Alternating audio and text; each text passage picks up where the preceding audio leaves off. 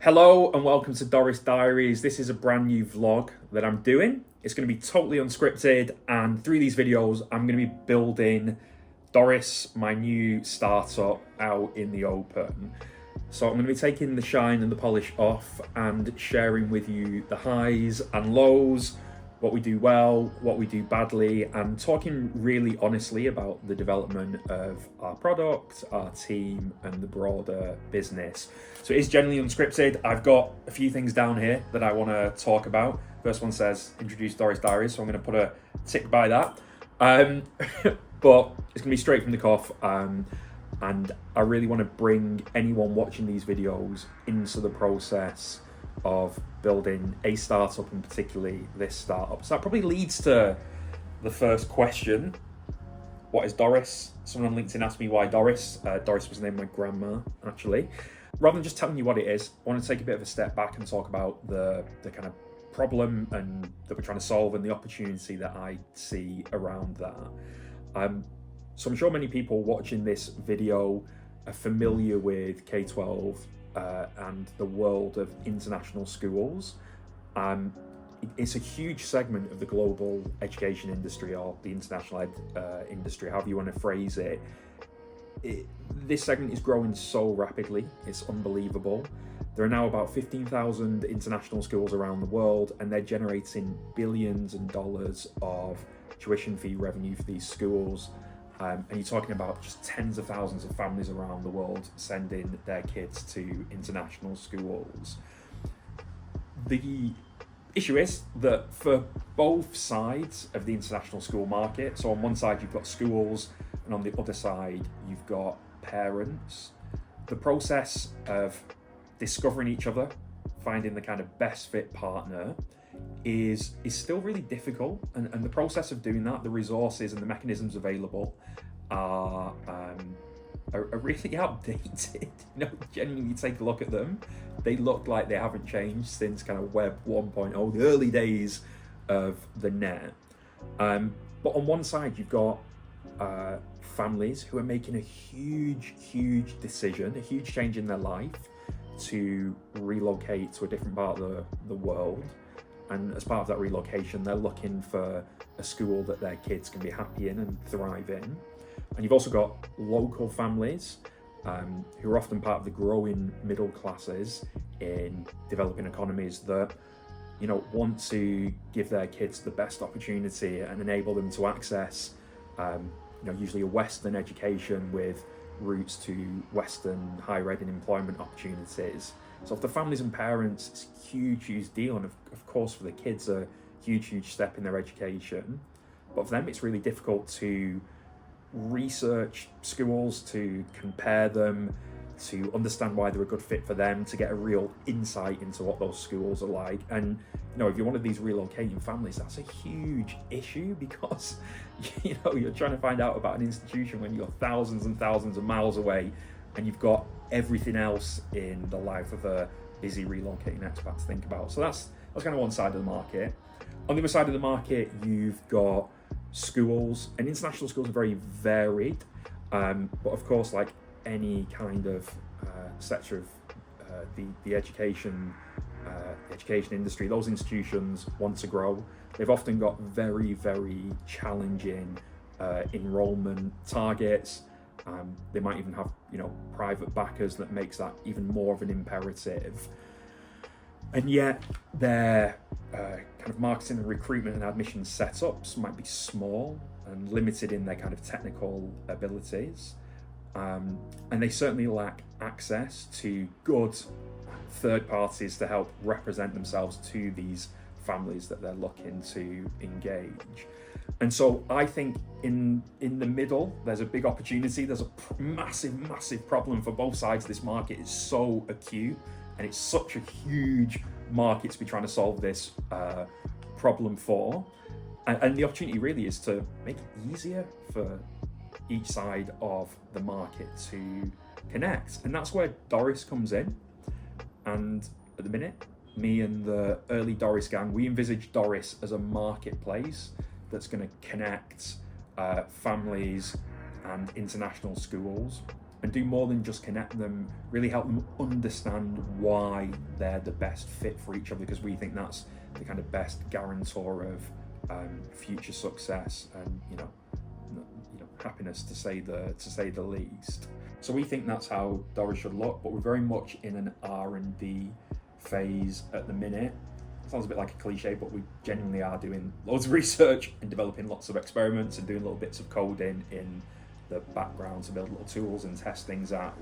And by the way, I hate business books, I absolutely despise them. But one that I do think is really good is this one. It's kind of the seminal startup text. It's called The Lean Startup by Eric Ries. And I won't go into detail, but I recommend anyone, if you're starting a venture or even if you work inside an organization and you're trying to do something new, to give it a read. But the kind of key principles of the lean methodology that Ries suggests is, rather than assuming there's a need for what you're delivering, and rather than assuming that you've got the right answer or the shape of the right solution, to go out and really test that very rigorously. And that's exactly what we're doing at Doris, as I say, through kind of desk research, through many tools that we're building. Our technical lead, Tom, is pretty busy in the background, and also by getting out of the building. There's a Japanese phrase from that comes from the Japanese manufacturing methodology. I can't remember exactly what it is. A really good phrase, I will find it. And it basically means get out of the building, go and talk to people. So I'm going to be on the road in Singapore over the next couple of weeks, just meeting loads and loads of parents and schools. And schools in Singapore have been super receptive. And I should say, actually, I'm connecting with schools all around the world. There's international schools pretty much everywhere, and so many people have been so kind and so helpful. But I'd say, actually, if I'm being totally honest about our challenges, probably the first challenge has been finding parents to engage with. I've done a lot of kind of trolling through Facebook groups. I've been able to use some of my connections that I've got in the industry, and people have been very kind. I have managed to connect to a lot of parents, but I'd say that's the first bottleneck that I encountered, which was just finding parents at an international school or researching an international school, or have had their kids at an international school who were prepared to speak to a random guy about a new idea. We also planned for Doris to employ generative AI from day one, and by the way, not in a gimmicky way. I think there's a lot of companies saying they do AI or saying they're employing AI and actually aren't.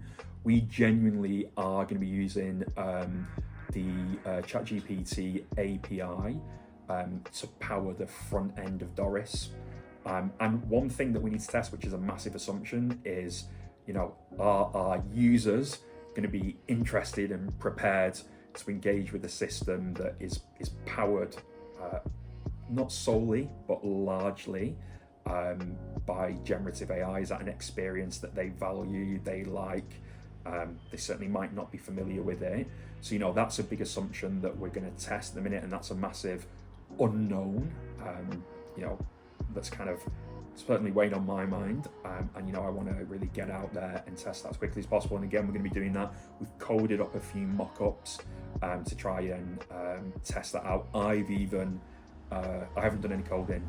I don't have technical skills like that, but there's some third-party tools. We're using a cool one called Pickaxe, which allows you to build small AI assistants off the back of ChatGPT. It's not ultra customizable, but it's enough for me to be able to, create a few tests at my desk, which has been pretty cool. But yeah, Tom, our technical lead, is leading the way on that. We've got some cool things to show the people that we're going to meet on the road. So I think I'll just kind of conclude this first Doris Diaries with a reiteration of why I'm doing these videos. Selfishly, because I like making videos and I hope they're engaging. But more importantly than that, because this time around, so for anyone who doesn't know, Doris is my second startup. My last business, the Ambassador platform, was acquired about 18 months ago, and I learned so much through that process, made so many mistakes, and I'm keen this time around to really share the experience of building a company. And I hope that's going to be useful and inspiring for people if you're thinking about building any type of venture, particularly if you're thinking about building a venture in the education sector. And just to show you that It's really exciting, but there are definite highs and lows. Anyone who pretends that they get it all right all the time are just absolutely lying to you. And I want to share that with anyone that ends up watching these videos. I'm excited to do that. So yeah, this is the first Doris diary. I've got a new phone. I got a new tripod. I don't even know if the microphone's working it. I'm recording it in my flat. I don't know if you can see the marks on the wall behind me from where my desk chair bashes into it. Who knows what these videos will look like in the future? Who knows where I'll bring them to you from, hopefully interesting places around the world. But yeah, do stay tuned if you're interested in coming on this journey with Doris, because it's going to be a massive one. There is a huge problem to solve here, which creates a massive and exciting opportunity to create a business around, and it's in just one of the most rapidly growing areas of the education industry, and I think that's so exciting to be on the very bottom rung of the ladder, climbing up on well, I'm mixing my metaphors here. You get what I'm saying. Catch you on the next Doris Diary. See you later.